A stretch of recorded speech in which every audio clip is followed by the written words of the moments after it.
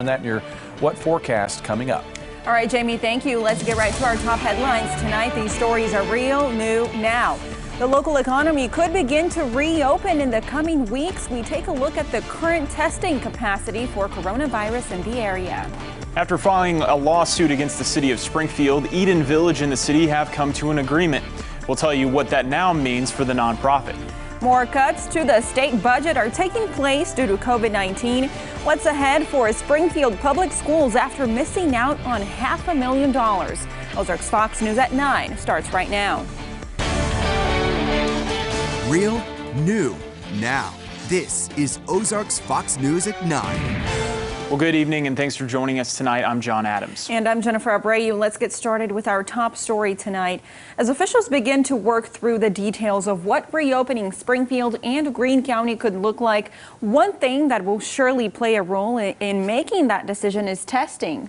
Over the past few weeks, we've seen a growing number of positive COVID-19 cases across Missouri, and testing for the virus is not slowing down. In fact, it's actually speeding up. Our Madison Heaver is outside Mercy Hospital right now to tell us what's new with testing here in our area. Madison. Yeah, Jen, people can expect testing to go much faster now. In fact, you only have to wait 45 minutes as opposed to days like it's been before. Mercy Hospital now has the ability to test its own staff and patients for COVID-19. The process from start to finish takes only about 2 hours, with the actual testing only taking 45 minutes. Though that's a significant drop in turnaround time, the testing at the hospital is only for inpatients with a high need. Outpatient tests are still being sent to a lab. Mercy Hospital Chief Quality Officer Vicki Good says the quicker turnaround time will help determine more quickly how to care for patients. We can give people a definitive answer quicker. That's going to help on several different fronts, emotionally, physically, and everything else. It will be a large impact in that we can better manage our patients, manage them more quickly, as well as get treatments to them faster. Additionally, if I know that that patient doesn't have COVID-19, then I don't have to use the highest level of personal protective equipment or PPE that I would normally have to. So again, it helps us then to conserve on PPE. Now, the Springfield Greene County Health Department has also received a machine that will get its quick test machine, and you can get your results back in 15 minutes, and they'll have that online soon. In Springfield, Madison Heaver, Ozarks First. All right, our Madison Heaver live tonight. Making local news. Earlier today, Greene County extended its stay-at-home order through May the 3rd. Now, as part of this extension, non-essential businesses in Springfield can now take online orders for curbside pickup or delivery. That decision was met with gratitude from businesses like Hemporium CBD Shop. When the stay-at-home order was issued, Hemporium was told by the city of Springfield to stop offering curbside delivery and shipping. The store now has an opportunity to improve its cash flow, which owner Greg Lee says has basically been non-existent these past 4 weeks. When Lee heard about the order, he packed up all of his store's products that he brought home while the business was down. It's about 5 minutes into that press conference, we started packing our things. We had, without knowing how long the shutdown was going to last, we had taken almost all of our equipment and our printers and things to kind of maintain business operations. We'd taken all of that home. Greene County Presiding Commissioner Bob Dixon says more COVID-19 related restrictions will be loosened in the coming weeks.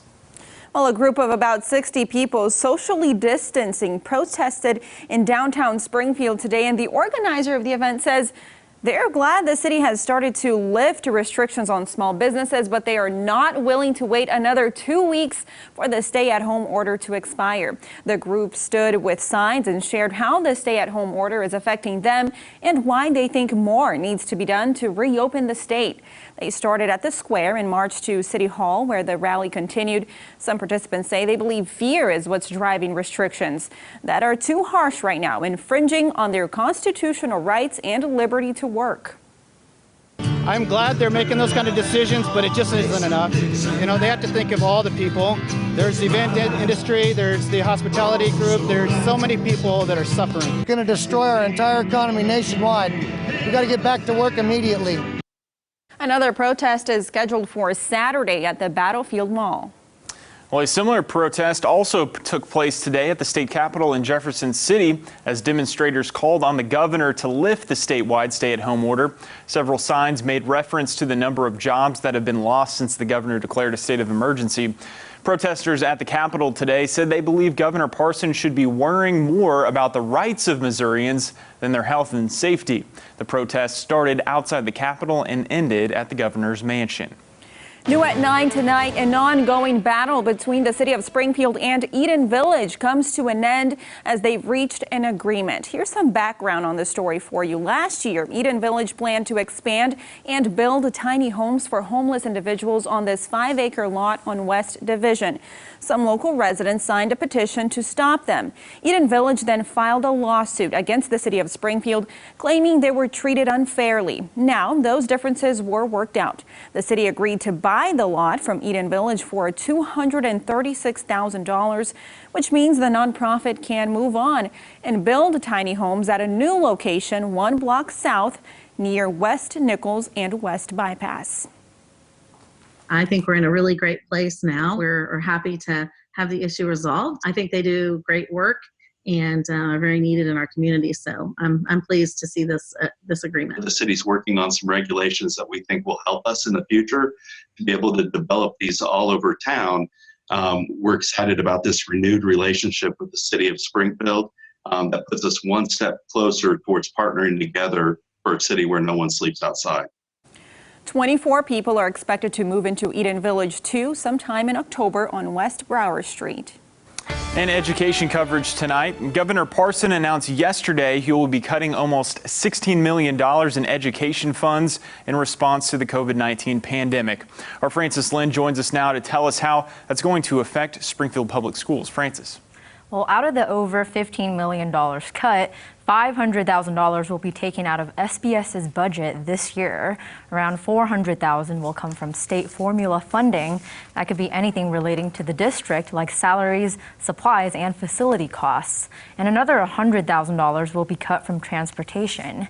The revenue loss is only a fraction of SBS's budget, which is over $200 million. However, Communications Officer Stephen Hall says the state already owed the district extra money from last year, and now this will be put on top of that. But Hall says the district is fiscally responsible and will be able to absorb the shortfall. Every decision that we make will be filtered through that lens of what is in the best interest of our students at the classroom level. And so while this is certainly not good news for any public school in the state, I think the reassurance can come from knowing that the dollars are being wisely invested and spent currently in our Springfield Public School District. We also found out tonight the coronavirus is not shutting down any of the projects from Proposition S. The district says all of construction is moving forward and on time. All right, Francis, thank you. Well, this story is positively Ozarks. The response to the coronavirus is changing the way we do things, especially how we connect to others. A Springfield woman just had a baby and went through the experience almost all alone. So she's been home now with the baby and her husband, but no visitors have been allowed. So friends and family arranged a drive-by for her. They had balloons and signs outside the Brooks' home. They lined up on the street to say congratulations to Natalia and Kevin and meet baby Jameson for the first time from a distance, of course. It was amazing to see everybody today. It's definitely the hardest part of bringing a new life into the world, not being able to share it with your friends and family like you normally should be able to. I'm still working, so I'm kind of coming and going, but she's the one who's been landlocked, but definitely just appreciate the extra time we all have together. Jameson was born on April 13th, so he's about 7 days old. Both mom and baby are doing well. And they picked a great day outside to celebrate. You couldn't ask for a much better day here in the month of April, Jamie. Yeah, one of the nicer days that we've had certainly this spring season, and it looks like we're going to go the other way tomorrow. Showers and thunderstorms breaking out across Texas and Oklahoma. This activity will be building east overnight tonight, and it'll be the beginnings of what should be a wet day on Wednesday and Wednesday night. And the breaks between storms will not be very long. A very active forecast ahead. More on that next. You're watching Ozarks Fox News at 9 with John Adams.